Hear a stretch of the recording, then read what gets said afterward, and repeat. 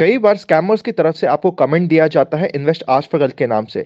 सबसे पहले ये जितने भी कमेंट्स होते हैं ना तो वो हाइलाइटेड होते हैं, ना ही उनके सामने वेरीफाइड मार्क होता है। जो ओरिजिनल है उसके सामने हाईलाइट भी होगा और वेरीफाइड मार्क भी होगा। हम कभी भी आपको कमेंट में किसी भी प्रकार के नंबर शेयर नहीं करते हैं और बिटकॉइन या क्रिप्टो करेंसी के रिलेटेड कोई भी एडवाइस नहीं देते हैं। इन सभी स्कैमर से बच के रहिएगा। जब भी मार्केट में डिप आता है और करेक्शन आता है, इन्वेस्टमेंट करने की इच्छा बहुत सारे इन्वेस्टर्स की होती है, पर उस अपॉर्चुनिटी को यूटिलाइज बहुत कम इन्वेस्टर्स कर पाते हैं क्योंकि उनके पास कोई प्रोसेस नहीं है। आज के इस लर्निंग सेक्शन में मैं आपको डिप को कैसे यूटिलाइज किया जाता है उसका एक बिल्कुल टाइम टेस्टेड प्रोसेस देने वाला हूं। सपोज करते हैं फरवरी में, जो अभी ये महीना चल रहा है, मार्केट में डिप कंटिन्यू हो रहा है। आपकी इच्छा है कि आप टॉप अप करें हमेशा जितना भी आपके एसआईपी का अमाउंट है। सपोज करते हैं म्यूचुअल फंड्स में मिला कि आपकी एसआईपी चल रही है 50,000 रुपीज की। इस महीने में फेब में आप 50,000 रुपीज तक का एडिशनल टॉपअप कर सकते हैं। That's it. जब तक कोई लाइफ टाइम की बड़ी अपॉर्चुनिटी आपके सामने नहीं आए तब तक हमें यही रूल को फॉलो करना है। अगले मंथ में सपोज करते हैं मार्च आया, वापस से मार्केट डिप किया, जितनी आपकी एसआईपी चल रही है, सपोज करते हैं 50,000 की चल रही है, 50,000 का आप एडिशनल टॉपअप कर सकते हैं। अब कब करना है ये आपके ऊपर है, पर मंथ में सिर्फ एक बार, और अगर मल्टीपल बार भी करना चाहते हो तो जो भी आपकी एसआईपी का अमाउंट है उस तक का आपको टॉपअप प्लान करना चाहिए। वरना क्या होता है, हम डिप में बाय करते हैं, फिर हमें पता चल रहा है कि ये तो गलत डिप था, इसके बाद और डिप आया था उसमें बाय करना होता है, हम उसमें बाय करते हैं। फिर समझ आता है कि पहले दोनों के दोनों डिप गलत थे, असली डिप तो थर्ड वाला है, तब तक हम हमारे फंड्स को एग्जॉस्ट कर चुके होते हैं। इस प्रोसेस को फॉलो कीजिए। और मार्केट में डिप में बाय करने के लिए मैं पर्सनली हमेशा यूज करता हूं म्यूचुअल फंड्स या फिर इंडेक्स फंड, जैसी जिसकी इच्छा हो वो यूज कर सकता है। स्टॉक्स में अगर हम डिप में बाय करने की स्ट्रैटेजी को फॉलो करते हैं तो कई बार चीजें बैकफायर हो सकती है अगर हमें अपना स्टॉप लॉस मेंटेन करना नहीं आता तो। बिल्कुल आपको एक प्रोसेस दे दी है, काफी यूजफुल होने वाला है। एक बार ना 1 साल तक इस प्रोसेस को फॉलो करके देखिए, आपको अपने आप इमोशनल इंटेलिजेंस आपकी बढ़ती हुई दिखेगी। आपको लगेगा कि वाओ, मैं भी इमोशनली बहुत ज्यादा स्टेबल हो चुका हूं। इसी के साथ अगर अभी तक आप टेलीग्राम का पार्ट नहीं बने, टेलीग्राम पे जाके इन्वेस्ट आज फॉर कल सर्च करेंगे तो ये चैनल मिल जाएगा। चलिए शुरू करते हैं आज का पहला पार्ट, जिसका नाम है मार्केट टुडे। आज के दिन मार्केट में मची त्राही त्राही, बिल्कुल त्राही त्राही एग्जैक्ट वर्ड है जो हम बोल सकते हैं। सेंसेक्स की बात करें तो 3% negative, Nifty 3.06% negative, bank Nifty 4.18% negative. Bank Nifty का जो ब्रेकडाउन है वो बहुत शार्प है। बैंक निफ्टी में अगर हमने बाउंस प्ले करने की कोशिश करी तो हमारे लिए रिस्क फैक्टर काफी ज्यादा होने वाला है। Mid cap index again almost 4% के आसपास डिक्लाइन हुआ। एडवांस लाइन रेशियो बहुत पुअर, 193 शेयर एडवांस हुए, जिसके अगेंस्ट में 1700 से ऊपर शेयर डिक्लाइन हुए। सारे के सारे सेक्टर्स रेड थे आज के दिन। लग रहा था कि सारे के सारे सेक्टर्स और मार्केट भी मना रहे थे वैलेंटाइंस डे। सबसे पहले IT, pharma, health care, energy और एफएमसीजी फिर भी थोड़ा सा हेल्प कर रहे थे। इसके अगेंस्ट में oil and gas, PSU bank, consumer durable, realty, metals, media, इन सब में बहुत ही ज्यादा आज के दिन बुरा हाल हो रखा था। यूएस फ्यूचर स्लाइटली नेगेटिव है। विक्स 22.97 तक पहुंच चुका है। रिस्की डेंजर एरिया में जा चुका है विक्स। विक्स भी आपको बोल रहा है कि बच के रहना रे बाबा, बच के रहना रे, वरना अगर आपने कुछ उड़ते तीर लेने की कोशिश करी तो चीजें बैकफायर बहुत स्ट्रांगली हो सकती है। अब निफ्टी के ऊपर नजर डालते हैं। ओपनिंग हुई थी 17,076 की। मार्केट पहले आवर में और पहले कुछ समय में, हम कह सकते हैं पहले हाफ में, कुछ ना कुछ करके सस्टेन करने की कोशिश करता है, पर जो रेजिस्टेंस लेवल था ओपनली आप सभी को मॉर्निंग में बताया था 17,100 का, एग्जैक्टली उसके पास जाता है और वहां से वापस से शार्प फॉल लेके नीचे की साइड क्लोज करता है। आज का लो बनता है 16,809 का और क्लोजिंग होती है 16,842 की। एक पुअर क्लोजिंग हम बोल सकते हैं। अब अगर इंपॉर्टेंट अपडेट्स की बात करें तो सबसे पहले भारत डायनेमिक्स के Q3 के रिजल्ट्स आ चुके हैं। प्रॉफिट इंक्रीज हुआ है 4x से ईयर ऑन ईयर बेसिस में।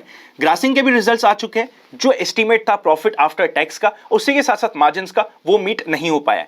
ओवरऑल मार्जिन्स अच्छे भी रहे वैसे तो, पर जो एक्सपेक्टेशंस थी उससे खराब है। प्रॉफिट आफ्टर टैक्स ग्रो हुआ है 46% से ईयर ऑन ईयर बेसिस पे। चलते हैं नेक्स्ट सेक्शन पे, जिसका नाम है FIIs एंड DIIs एक्शन। जब तक FIIs की सेलिंग नहीं रुकेगी मार्केट में प्रेशर बना रहेगा। आज के दिन वापस से जैसा हम एक्सपेक्ट कर रहे थे 4,000 करोड़ के ऊपर की सेलिंग करी है FIIs ने, और DIIs ने परचेस किया है 2,000 करोड़ के आसपास का। FIIs फ्यूचर एंड ऑप्शंस में भी बहुत ही ज्यादा नेगेटिव है। क्लाइंट धीरे धीरे बहुत ज्यादा पॉजिटिव होते जा रहा है, इसीलिए ये हमारे लिए थोड़ा कॉशियस पॉइंट बन जाता है। अगर मार्केट में बाउंस भी आता है 17,300 या 400 तक मैक्सिमम, वहां पे हमें अपनी पोजीशंस को लाइट करने का ही मौका वापस मिलेगा। एग्रेसिव पोजीशंस मैं ज्यादा अभी बना भी नहीं रहा, ये चीज ध्यान रखिएगा। चलते हैं नेक्स्ट सेक्शन पे जिसका नाम है व्यूअर्स क्वेरी। सबसे पहली क्वेरी, ईपीएफ, पीपीएफ, एनपीएस ये सभी डेट प्रोडक्ट है पर ये इलिक्विड है, कितना हमारे डेट का पोर्शन इसमें हो सकता है? देखिए, जितना आपको एक्चुअली 5 से 7 साल में रिक्वायरमेंट नहीं है वो हो सकता है, और इनमें से भी एनपीएस एक ऐसा प्रोडक्ट है जो मुझे कभी भी पसंद नहीं आता है। यहां पे आप 60 साल तक इन्वेस्टमेंट करना जरूरी है। एक गड्ढा बनाते हैं और गड्ढे में आप पैसा डालते हैं, 60 की एज में भी आप सिर्फ 60% पैसा निकाल सकते हैं, बाकी सारा का सारा आपको एन्युटी के रूप में लेना पड़ता है। ये सिस्टम मुझे पर्सनली ज्यादा पसंद नहीं आता है, बहुत कॉम्प्लिकेटेड है। नेक्स्ट क्वेरी ये है कि कैपेक्स में आपने कहा है कि अनंत बजट बहुत अच्छा आया है कैपेक्स के लिए, क्या हम इंफ्रा फंड में कोई एसआईपी कंटिन्यू कर ले कुछ महीनों के लिए? मत कीजिए। हमेशा अभी इतनी बड़ी अपॉर्चुनिटी नहीं है इंफ्रा में कि मैं आप सभी के सामने कोई टैक्टिकल कॉल प्रेजेंट कर सकूं, इसलिए मैं तो इसको अवॉइड करूंगा। नेक्स्ट क्वेश्चन, क्या यह सही समय है एसआईपी स्टार्ट करने का? एसआईपी आप स्टार्ट करते हैं 5 साल, 10 साल, 15 साल के लिए, सबसे अच्छा समय था कल और second best time is today. तो एसआईपी करने में कहीं भी दिक्कत नहीं है, बल्कि जब मार्केट करेक्ट हो रहा है उस समय आप एसआईपी को कंटिन्यू करेंगे और टॉप अप करते जाएंगे, तो जब एक्चुअली मार्केट में रैली का समय आएगा आप उसे एंजॉय कर पाएंगे। हमारी टीम की कोई हेल्प चाहिए, डिस्क्रिप्शन में लिंक मिल जाएगा। डीमैट अकाउंट ओपन लिंक्स और secret of money making batch का लिंक भी डिस्क्रिप्शन में है। चलते हैं नेक्स्ट सेक्शन पे जिसका नाम है स्टॉक इन फोकस। सबसे पहला स्टॉक इन फोकस जिसे हम टिकर टिप ऐप पे चेकआउट करेंगे वो वही है जो हमेशा हमने डिप में ऐड करने की बात करी है, नाम है टीसीएस। अगर हम बायबैक को कंसीडर करें, रफली 26% से लेके 30% तो मिनिमम एक्सपेक्टेशन है कि बायबैक में चले जाएगा, और पास्ट रिकॉर्ड की बात करें यूजुअली 100% तक का बायबैक हमने पास्ट में रेगुलरली देखा है टीसीएस में, तो ये कंपैरेटिवली सेफर बेट हो जाती है कभी मार्केट डिप करता है तो। और अगर मार्केट को रिवर्सल के साइन देने हैं तो रिलायंस और एलएनटी इन दोनों को आगे से लीड करना जरूरी होगा। तो रिलायंस और एलएनटी में कभी भी आपको रिवर्सल के साइन मिले तो आप उसके ऊपर नजर रख सकते हैं। चलते हैं नेक्स्ट सेक्शन पे जिसका नाम है जनरल मार्केट ट्रेंड।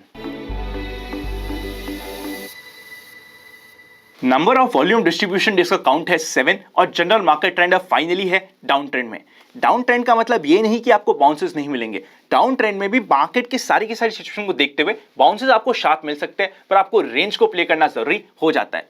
साथ ही साथ बात करें, मैंने एक डेट हमेशा मेंबर्स के साथ शेयर करी थी कि 3rd वीक ऑफ फेब से, और स्पेशली बात करी जाए तो हमेशा हमारी बात हो रही थी कि 15 फेब के आसपास से जो ये करेक्शन चल रहा है इसकी स्पीड बहुत जोर से हो जाएगी। मेंबर्स से 2 वीक से हम रेगुलरली बात कर रहे हैं। उसके पीछे का कारण यह है कि रिजल्ट्स आउट होने वाले हैं सभी के सभी मेन कंपनीज के 15 फेब तक। तो जितना भी हम मार्केट की एक्सपेक्टेशंस को बना के रखे हुए थे बिकॉज ऑफ रिजल्ट्स, वो सारी की सारी खत्म हो जाएगी और मार्केट आ जाएगा अपनी रियलिटी के ऊपर। चलते हैं नेक्स्ट सेक्शन में, डिटेल में डिस्कस करेंगे। शुरू करते हैं एक्सपेक्टेशंस फ्रॉम टुमारोज मार्केट। सबसे पहले कॉल का highest open interest 18,000, second highest open interest 17,500, third highest open interest 17,600 पे। मेजर रेजिस्टेंस अब रहेगा 17,400 का। सपोर्ट की बात करें तो पुट का highest open interest 16,500, second highest open interest 17,000 and third highest open interest 16,000 पे है। मेजर सपोर्ट हमें मिलेगा 16,650 से लेके 600 की रेंज। अगर मार्केट इस रेंज में जाता भी है तो यहां से बाउंसेस के चांसेस बहुत ज्यादा रहने वाले हैं। पुट कॉल रेशियो 0.80 के नीचे है, काफी कंफर्टेबल है। साथ ही साथ जिस तरीके से बाइंग में ऊपर की साइड जाते ही हम प्रॉफिट बुक करने की बात करते हैं, शॉर्टिंग में भी हमें वही प्लान करना होता है। इधर आप एग्जांपल भी चेकआउट कर सकते हैं। फ्यूचर एंड ऑप्शन लर्नर्स के बहुत सारे शॉर्टिंग की अपॉर्चुनिटीज हमने शेयर करी थी, वहां पे भी अब धीरे धीरे प्रॉफिट बुक करने का समय आ चुका है। स्पेशली अगर मार्केट कभी भी 16,600 के आसपास जाता है, वहां पे तो हमें काटना जरूरी है, क्योंकि वहां से डेड कैट बाउंस के चांसेस बढ़ जाएंगे। क्वेश्चन ये भी आता है कि अगर मार्केट में 2.5 दिन की रिलीफ रैली आनी है या डेड कैट बाउंस आना है, उसका कारण क्या बनेगा? देखिए, जितना मैं रीड कर सकता हूं आज की प्रेजेंट सिचुएशन को, उसका मेन कारण यह होगा कि जो वर्ल्ड में वॉर के रिलेटेड सिचुएशन हो रखी है, जो भी चीजें चल रही है, वहां पे कोई एक पीस ट्रीटी साइन हो जाए या फिर पीस की बात शुरू हो जाए कि चलो हम सेटलमेंट करते हैं। ऐसी कुछ न्यूज जैसी आपको मार्केट में आनी लगेगी या दिखेगी कि इसके कुछ साइन है, मार्केट में रिकवरी आ सकती है। एटलीस्ट 2.5 दिन का बाउंस आ जाता है 16,600 से तो अच्छा होगा। इवन अगर हम निफ्टी के चार्ट को भी चेकआउट करें तो मार्केट अपने 200 डे मूविंग एवरेज के बहुत ही पास जा चुका है, विद इन 1 to 2% की रेंज में अपने 200 डे मूविंग एवरेज के।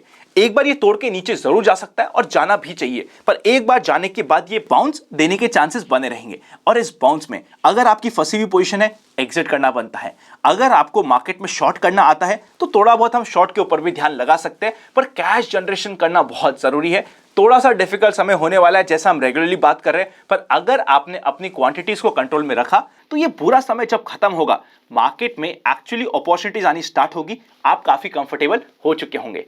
इसी के साथ अगर ये वीडियो अच्छा लगे तो लाइक करे बिना मत जाइएगा। Happy learning and I will see you very soon.